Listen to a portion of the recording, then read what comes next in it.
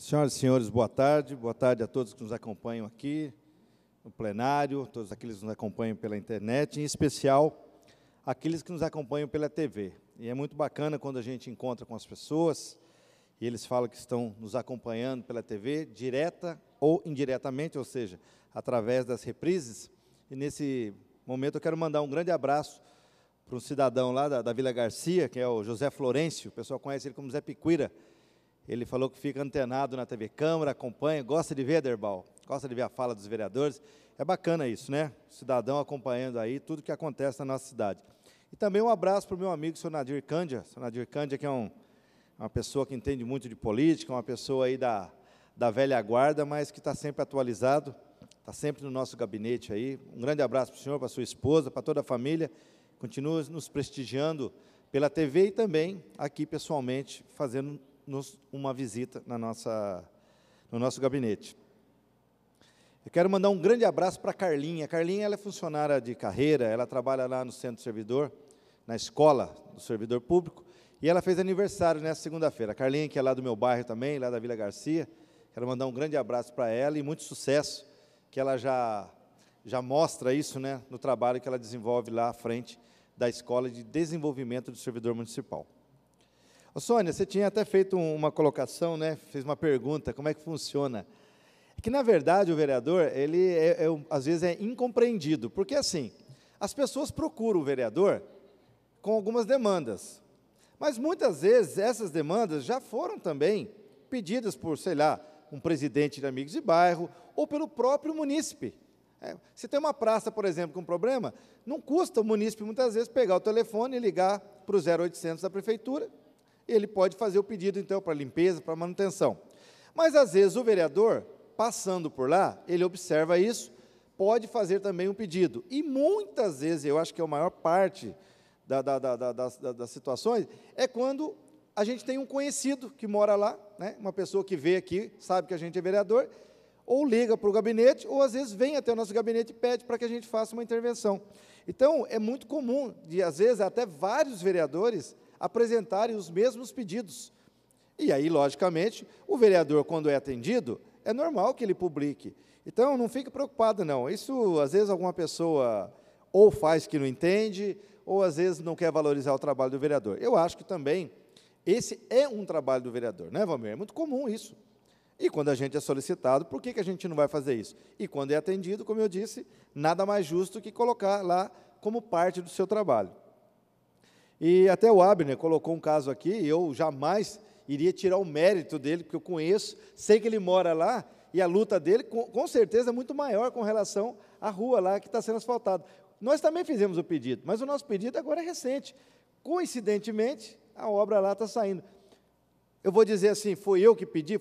Não, eu acho que cada cidadão que mora lá sabe o trabalho do Abner, então eu tenho certeza que a recompensa, Abner, virá, mas a gente não pode ser proibido de dizer, olha, nós também fizemos um pedido. Mas eu aqui, pessoalmente, até comentava com o Renato, não tenho dúvida que isso é uma batalha sua lá, porque você mora lá. Então, essas coisas a gente não pode querer tirar o mérito, não, porque eu acho que os nossos objetivos são os mesmos, mas a gente há de reconhecer quem realmente está à frente de cada um das conquistas que são aí. Então, parabéns aí pelo trabalho, parabéns para a população lá que confiou em você e recebe logo esse benefício, né? E falando em emendas, o Rodrigo não está aqui, eu quero aqui fazer o Derbal até citou da ambulância. A gente hoje passa por uma situação que ela está fora do nosso controle, Derbal. Eu tenho uma emenda do deputado Paulo Teixeira para a reforma de 3 praças aqui em Jacareí. São 2 praças lá na Vila Garcia, a Praça Geraldo Batista Lamin e a Edson Marcos Gonçalves, a Praça do Geleia. Fica lá perto da casa do subprefeito, inclusive Zé Maria. E tem também a praça lá no Jardim das Indústrias. Para você ter uma ideia, a gente só pode fazer a licitação e a contratação da empresa quando a Caixa Econômica, que é a gestora dos recursos, ela autoriza. Porque quando ela aprova o projeto, ela diz o seguinte, agora vocês podem fazer licitação. Isso no ano passado nós já fizemos. A empresa já saiu a empresa vencedora, só não se deu ainda a ordem de serviço, ou seja, para começar as obras, porque o dinheiro efetivamente não caiu na conta. Olha, Quanto tempo já se passou isso? Mais de anos. Às vezes eu até sou vítima, né, de umas piadas de uns amigos meus lá, porque eles tiram sarro. Ô, Arildo, pô, você falou que a praça ia começar a obra, e a obra não começou. Mas a culpa não é minha e às vezes não é do prefeito.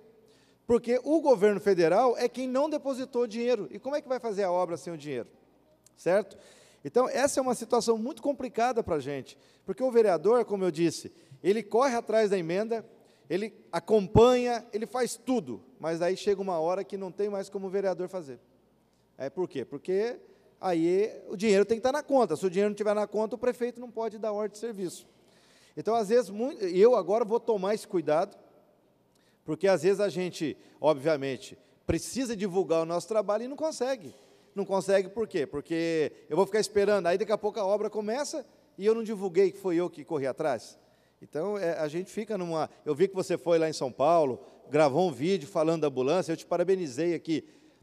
Só que agora já não depende mais de você, né? Agora você fica meio, tipo assim, vou cobrar o deputado, que vai cobrar o governador. E é assim o processo. Então, infelizmente, nós estamos vivendo um momento muito complicado, um momento em que o vereador ele fica refém de um problema que afeta todo o Brasil e afeta a nossa cidade. E aí a gente faz o quê? Estamos fazendo a nossa parte, né? E as pessoas precisam compreender que, às vezes, os nossos limites, né, Juarez, eles ficam por aí. Por outro lado, você vê, uma emenda que veio depois, que foi da ciclovia, já foi liberada e a ciclovia, boa parte da ciclovia já foi feita, que também tem parte daquele recurso, que é a emenda do deputado Paulo Teixeira, que é uma emenda, para você ver, já lá de trás, já foi liberada antes da emenda das praças. Mas, enfim, eu acho que essa questão a gente precisa só realmente aí estar esclarecendo para a população.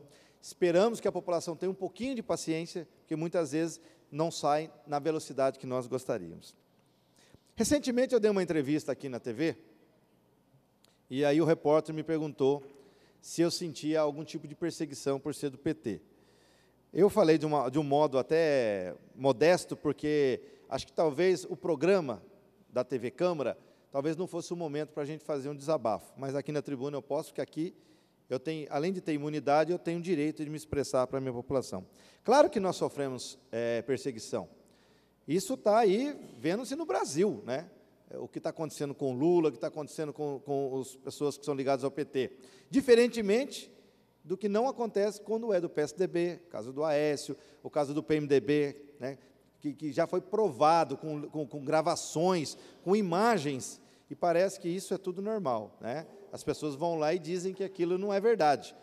Mas, quando acusam o presidente Lula, e aqui não estou fazendo a defesa dele, né, que ele é proprietário ou não, sem provas, você vê que há uma perseguição. E aqui já creio diferente, não. Assim que eu saí da presidência da Câmara, eu estou sendo aí protestado, vamos dizer assim, pela Justiça, por problemas extremamente bobos que outros presidentes fizeram e não receberam nenhum tipo de contestamento. Mas eu estou. Então, se isso não é perseguição, me desculpa, né? Não dá para dizer. E eu vou voltar a falar aqui de um caso muito claro, que foi a reforma administrativa, onde nós reduzimos os cargos em comissão, né? O presidente que me antecedeu usufruiu desses cargos, e depois que eu passei a ser presidente, entraram na justiça questionando esses cargos, e eu fui punido por isso, né? Até houve uma dúvida, aí o presidente disse que eu fui punido porque eu não obedeci à justiça. Eu não obedeci porque o nosso corpo jurídico aqui da Câmara estava com recurso ainda, questionando por que eles estavam dizendo que aqueles cargos não eram legais. Assim que saiu a decisão final do recurso, foram exonerados, mas mesmo assim, um promotor aqui da cidade não se contentou com isso, entrou na justiça tentando me prejudicar, né? Mas tudo bem, fazer o quê, né? Sou do PT, é o preço que a gente paga. Então, existe perseguição, sim, as pessoas ainda nos olham um pouco atravessados, mas eu não tenho nenhum problema em dizer que nós temos orgulho de dizer que nós somos o partido que transformamos a vida das pessoas. Podemos ter cometido erros como todos os partidos cometem. Aliás, o partido não comete erro, quem comete erro são as pessoas que estão dentro. Mas quando é do PT, a vara parece que a mão é mais pesada. Mas lá na frente, né, acho que as pessoas vão verificar, a história vai contar isso, e hoje as pessoas já percebem isso. Muitas pessoas se sentem envergonhadas, né? Porque eu me lembro que no ano passado até veio uma turma aí com uma fitinha amarela, né? dizendo que estavam em favor do Brasil, saíram às ruas, foram protestar contra a corrupção. E me digam se eu estiver errado. Se hoje não está muito mais claro que quem é corrupto é quem está lá hoje. E hoje não é um, não é dois, não. É uma quadrilha que está lá. E eu não vejo mais ninguém sair na rua protestando contra a corrupção. Eu não vejo ninguém batendo panela, eu não vejo apitaço, panelaço, eu não vejo mais nada. Onde estão as pessoas daqui de Jacareí? Vou falar de Jacareí. Entidades que se organizaram foram para a rua contra a corrupção. Por que agora não saem na rua? Porque estão envergonhadas, porque foram enganadas. Muitos foram enganados, outros não, outros enganaram. Foram para a rua, tirando foto, dizendo que era contra a corrupção. Ou hoje não tem corrupção no Brasil? Ou será que só eu estou enxergando isso? Cadê essas pessoas? Cadê as entidades que se diziam em favor de um país mais limpo? Porque, na verdade, essas pessoas foram enganadas. Essas pessoas hoje têm vergonha de sair na rua porque não acreditam em mais ninguém.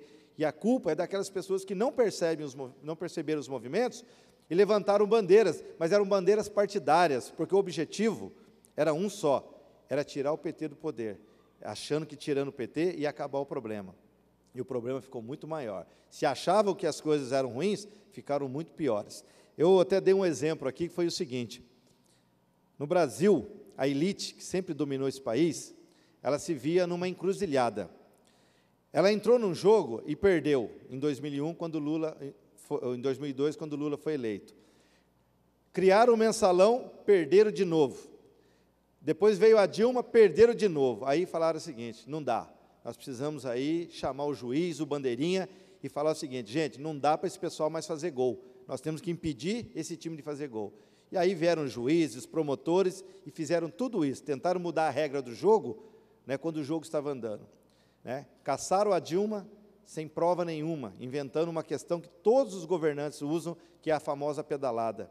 E agora nós temos lá um presidente extremamente corrupto, que não é de hoje, envolvido com uma quadrilha, e nós estamos vendo aí que vão ser salvos por deputados que fazem parte dessa quadrilha também. Espero que a população esteja muito atenta, porque se essas pessoas estão lá no Congresso, elas não caíram do céu, e nem vieram do inferno, se é que a gente pode dizer assim. Elas estão lá porque nós as elegemos. Então, nós somos responsáveis por tudo isso que está acontecendo no Brasil. 14 milhões de desempregados, um país que passa uma imagem lá fora, uma imagem horrível de um país sem controle, onde instituições não têm mais obediência às outras, não há respeito entre as outras, e essa culpa também é nossa, que nós pensemos muito bem para o ano que vem, porque nós seremos responsáveis pelas pessoas que estarão lá governando esse país. Espero que muitos desses que estão lá não voltem, tá? Rapidinho, só vou colocar meu contato aí. Não sei como é que entra aqui. Aí. Então, os nossos contatos estamos à disposição para que vocês nos procurem, para que a gente possa discutir um pouco mais de política, uma política que sirva também para nós aqui na nossa cidade. Obrigado, até quarta-feira que vem.